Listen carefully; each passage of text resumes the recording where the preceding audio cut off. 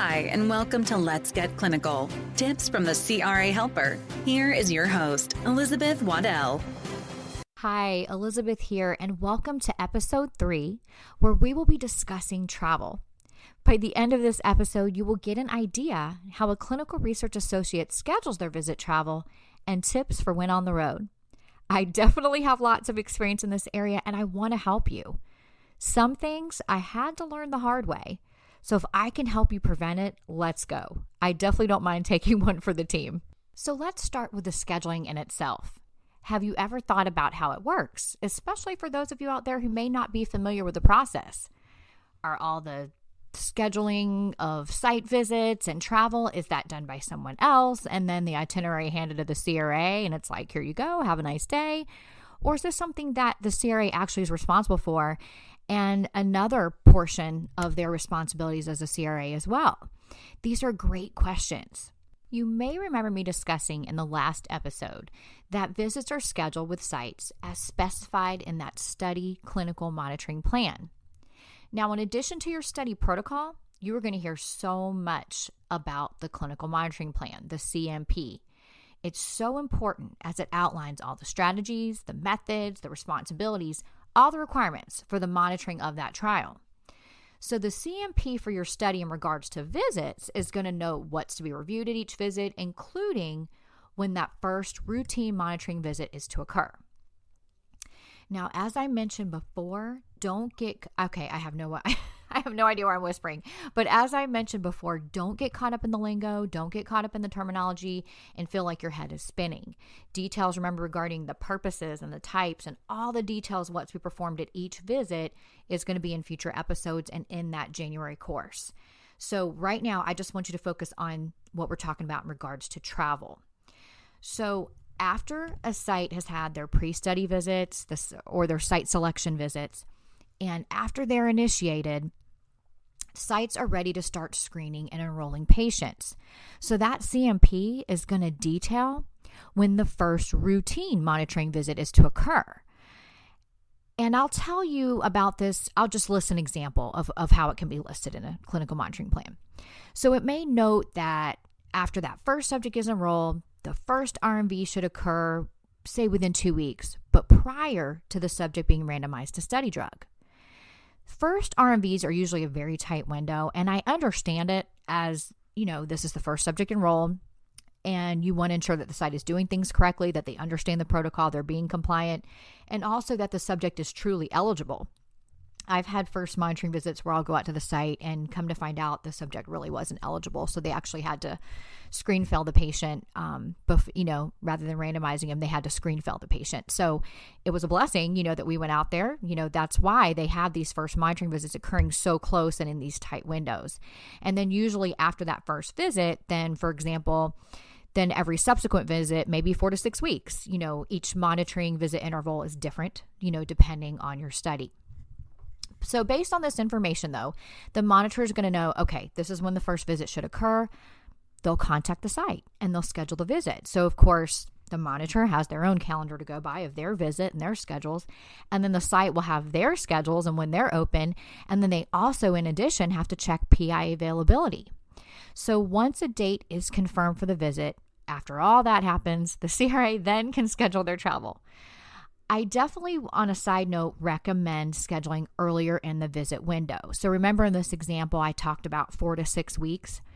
So if that was a monitoring interval for your study, then I recommend scheduling the subsequent visits earlier in that window, like at every, say, 4 to 6 weeks if you can. Because things happen, life happens. So sometimes things have to be rescheduled. Somebody may be sick. The site may have to reschedule. There could be, weather delays. And if that happens and a visit has to be pushed back, say to week 5 or week 6, then guess what? You're still within window. And we really try to aim at keeping visits within window as noted in that monitoring plan. That way we can avoid what's called monitoring plan deviations. Now, sometimes it happens, and if that's the case and your visit's going to be out of window, then you contact your lead CRA. And that, of course, depends on the communication plan for your study and how your company's set up. But for me, it was always we contacted our lead CRA and we let them know that, okay, this visit's going to be without a window or out of window for this particular reason. That way they can already go, the lead can already document that monitoring plan deviation and get any information that they need.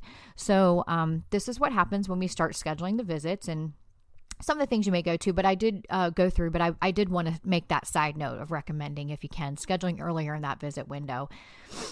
So once confirmed, and approximately like I talked about in previous episodes, for me, they wanted us to schedule visits, the travel, at least 2 weeks, 14 days prior the visit date. That way you can kind of get a good airfare rate.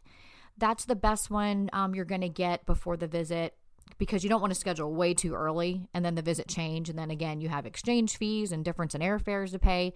So the 2 week mark, 14 day prior is a great time to schedule. You're going to get a good airfare rate, because the closer you get to that date of departure, again, the rates, the airfare just skyrockets. So about that time, you can go ahead and schedule your travel.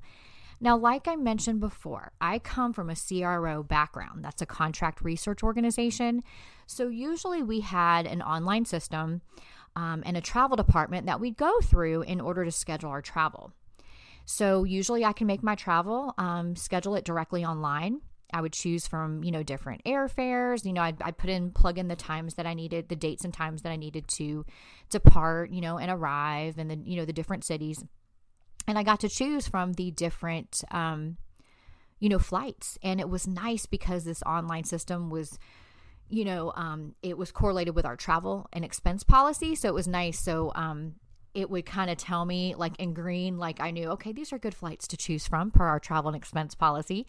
And sometimes, if it didn't go with the times that you had to go and arrive, sometimes it would, give you a little reminder like, hey, this ticket happens to be like $150, more than the other, than some of the other tickets.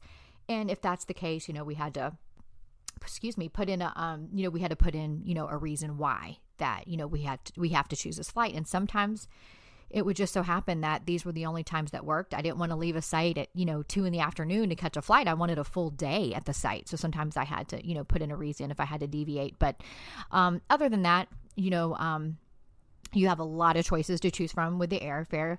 And then the hotels would be marked, per our travel and expense policy, and preferred vendors, they would be marked. So I would sort, you could sort by the compliant hotels, the different chains that they have, that are preferred vendors. You can choose by that. Sometimes I would sort by the distance from the site, and I would choose that way.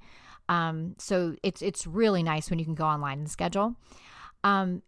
If it was more difficult, like if it was a multi-segment trip and maybe it was kind of difficult to schedule the travel, or maybe I was trying to use an unused ticket, I would maybe, and that's kind of, having to exchange that and all that. I would call them directly. I would call the travel department directly. And what happens whether you do it online or via the travel department on the phone, usually you'd get an email, because they're the ones who actually issue the ticket. So even if I book it online, I confirm my itinerary, say, yes, please purchase the ticket, that'll go to the travel department. Then they'll issue the ticket and they'll send you the confirmed final itinerary. And the same thing if you do it on the phone as well. You'll get that email of the confirmed final itinerary. So it's really nice because you feel like they're, and they know their stuff. So especially if you have delays in the airport and everything, you can call them. They know, they can give you great advice. So I love having a travel department. So that's really nice. That's what I'm used to working with my CRO background. Now, depending on which company you work for will depend on which system or travel department is used. I'm used to using Concur or Amex Business Travel, also known as American Express Business Travel. Just a reminder, when you're booking your travel, you want to be sure to follow your company's travel and expense policy. You want to be very, very familiar what's reimbursable, what their guidelines are. You would never want to schedule your travel and then find out later, oh my goodness, this isn't reimbursable. So just be very familiar with this document. They'll definitely provide it to you. It's something that you train on at the beginning. So, just definitely become familiar with it, and it'll be like second nature. And it's really nice when the study system correlates with that travel and expense policy. So it just kind of gives you reminders of, this doesn't meet the company's travel policy. And it just kind of gives you those reminders, while you're scheduling the travel, which is really helpful. But I had fun. I thought it was really nice to have that creativity and being able to look at my calendar and try to decide, okay, when does this visit work? When do I need to schedule this? It's nice to have that responsibility yourself. And, I just want to remind you to keep in mind when you're, scheduling these different visits of remember those deliverables that we talked about in that last episode regarding time management. So you just want to make sure to keep in mind when the due dates of different deliverables will be. So you don't want to be like, hey, I'm super CRA for the, just pack it up on visits for the first 3 weeks of the month, and the very last week I'm going to be in house. Well, what's going to happen is those things from that first week, there's going to be deliverables due, and then you're stuck out on the road trying to cram everything in. So you don't want to affect a deliverable from being on time, but also you don't want to burn yourself out. So keep those things in mind when you are scheduling visits that, are there deliverables that'll need to be met in between, that way just make sure to schedule that in-house time that you can get certain things done without getting burnout, and then it'll be on time. But it really can be fun booking travel. I loved it. Especially, it was really cool if I went to a city maybe that I hadn't been before, like Manhattan, for example, New York City. I had never been there before, and when was my first? I want to say my first time might have been 2012. It was really funny. I'm from Fayetteville, North Carolina, so we don't even have to parallel park to get our license. So I'm one of those. I'm not an aggressive driver.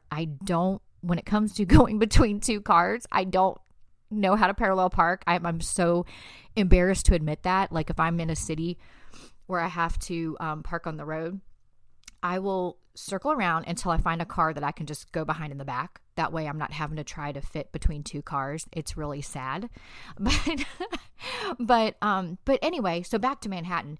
It was really cool, like my first time. Again, I was very nervous because I wasn't used to taking cabs. I'd never been to this big city that I would, see on TV in every show. I watch Hallmark Christmas movies, so, I see New York City all the time. So I was nervous, but yet excited. So, so of course, going to New York City, I'm going to take a cab. So I'm scheduling my travel like, okay, I can choose from LaGuardia or I can choose from JFK. And, and then I'm looking at all the different hotels that, they were within our travel policy. I'm looking at, the distance from the site, and they're all around the same price, kind of in that same range. So I had fun, like opening it up and kind of looking at which hotel to choose from. And oh my gosh, it was so much fun. It was a blessing. My first hotel had windows going from the ceiling to the floor, and I could see the city out there. It was awesome.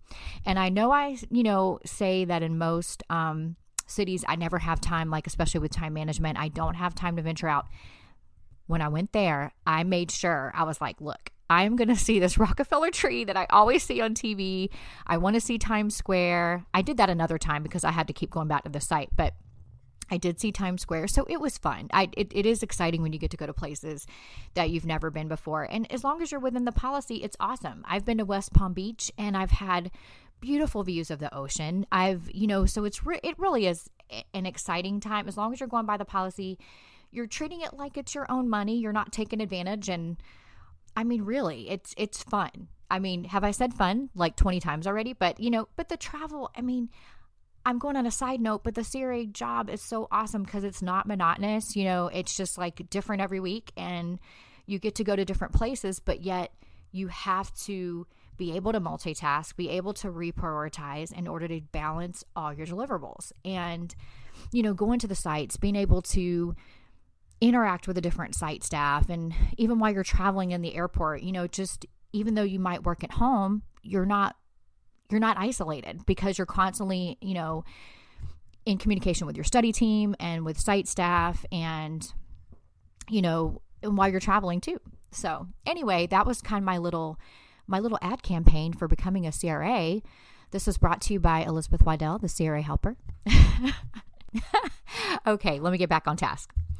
So you want to also, like I talked about too, is being, just a reminder, we talked about being mindful of costs as if it were your own money. And the only reason I wanted to kind of bring this up is not only have I been on the CRA side, but I've been on that manager side where I've reviewed expense reports. I've seen, travel from my direct reports. And sometimes you have to have difficult conversations with some CRAs who didn't comply with the travel and expense policy. So if I can give you tips ahead of time, I want to do that. So in addition to always complying with the travel and expense policy, if your company does use a travel system or a travel department, you want to make sure to always book through them. Don't ever venture out on your own and try to book a rental car on your own, or like, hey, I'm going to go to the Hilton website and I'm going to get, this hotel, and I'm going to go to the budget website and get this car rental. And now I'm going to go to this Delta website and get my airfare, and then throw in all the receipts and expect to get reimbursed. They have a travel department and a system to book your travel for a reason. First of all, their safety, because then they'll be aware if they need to reach you or find you, anything, for safety purposes, you want to make sure that they have access to your itinerary. But also, sometimes there's contracted rates and preferred vendors. And also, for rental cars, for example, this could also include auto insurance and coverage of your rental car. So you always want to make sure to go through those travel departments to book your travel. Even if you're stranded at the airport and flights are canceled and you need a rental car, don't just run over to a desk and book a rental car. You want to make sure to call that travel department and go ahead and have them book your rental car, because again, that involves not only rates, but it usually involves the insurance as well. So you just want to make sure, to comply with that. Now, if there's a delay in your flight, or maybe a flight is canceled and they have to rebook you for the morning, then if that's the case, and the flight is rebooking you, you're not necessarily buying a ticket, then you can get in line for the airline itself. So say you're taking a flight with American and your flight is delayed, or maybe it's canceled and they're like, hey, go ahead and line up at this desk. We're going to rebook you onto the next flight. Then yes, you can go with the airline itself, because you're not booking a new ticket. They're just changing, your flight and seat because of whatever the delay is. So if that's the case, go ahead and get in line. Now, one thing I've learned though, if I'm in a big old long line of everybody trying to change their seat or get rebooked on a new flight, then I'm like, okay, maybe I will call the travel department, even though I necessarily don't have to in this particular case. Maybe I will go ahead, and call the travel department so they can go ahead and rebook me before, and maybe try to beat all these people in line. But I will tell you, as you start traveling more and more and you gain status with the airlines, that becomes awesome, because you usually get like a little card. Like when it was US Air before it changed to American, I was like chairman's preferred, and I had my chairman's preferred card, and I had a special number that I could call. So you definitely got priority over, other people. So instead of just a plain US Air number that I'm calling and I'm waiting in line compared to everybody else, I'm actually calling a chairman's preferred phone number that they gave me. So it's a priority number. And they were so helpful and so nice, and would help me change my flight. And it's nice because it's kind of scary. We're in the back of this long line and you think, am I even going to get on the next flight? So that's just a tip there. So what I want to remind you there is always remember, if you're using a travel website, enter in all your membership information, because you want to make sure to get airline miles and, hotel points wherever it is you may travel. So just make sure and sign up for the travel memberships. I went ahead and signed up for every hotel chain, every car rental vendor, different airlines. And of course, depending on where you're located. For me, when I was traveling, it was US Air and Delta. We had a small airport. So I definitely gained the bulk of my status on US Air. I was kind of a nobody on Delta, but but it's so nice when you have status, because it makes your travel life so much easier. You can get through security lines quicker. You can get free upgrades to first class. And in this case too, I have my special number that I called to rebook my flight. So it's really, really nice whenever you get your status. So definitely sign up for the different memberships, put all that information in. So then when the travel department does book your travel, you're getting credit, which is another amazing perk of being a CRA. As you are traveling and you're getting credit for all these trips that you're performing, you're earning free vacations pretty much, with the airline points and, the airline miles, the hotel points, even car rental points. You're earning all this, and it just is such a blessing with the free vacations that you can have.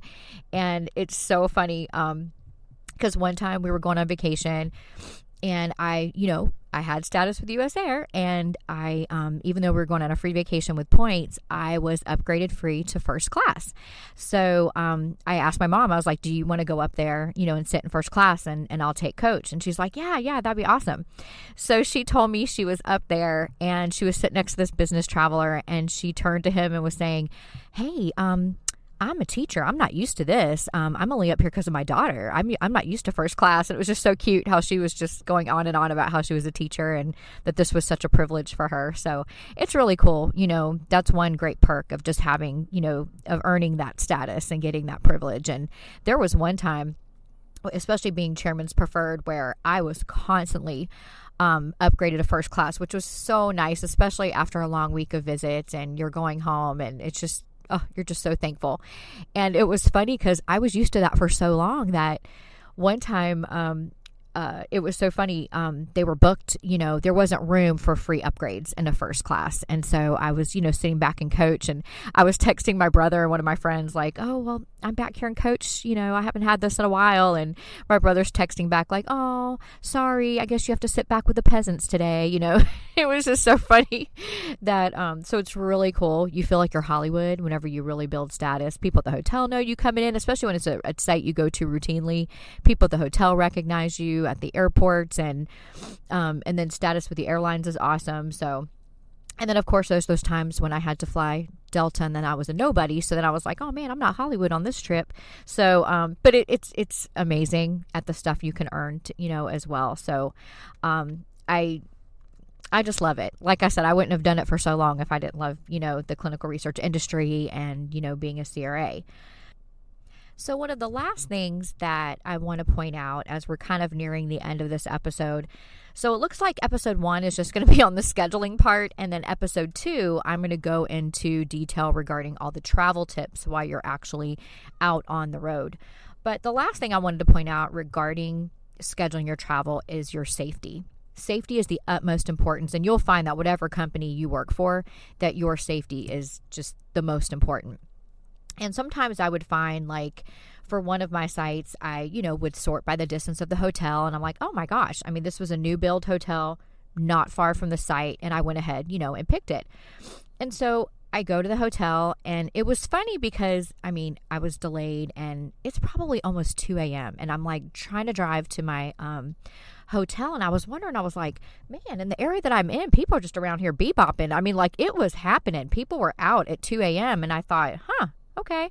And this wasn't like Manhattan where it's like, a city that just keeps on going, and they're, that things, people are still out and about really late. So I was kind of surprised. And then I got to my hotel, and I noticed that there was a big iron fence around the actual parking lot, and you needed a hotel key to get into the parking lot to get in, get to your car. And I thought, what in the world am I in? I've never ever experienced that before, So I went to the site the next day, and I happened to tell them where I was staying, and she was like, oh, no. She goes, you do not stay on that side of the railroad tracks. She goes, the other side, choose from that side.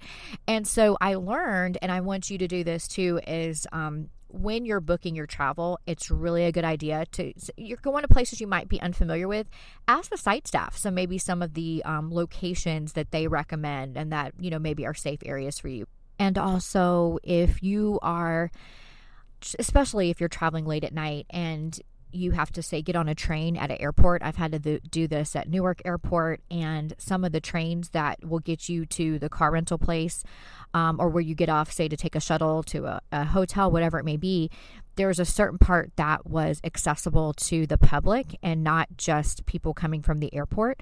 So I've had some scary experiences on there. And so then I learned from then on to, to get on with the crowd, get on with the business people, or get on with the people coming from the airport, that you're not alone.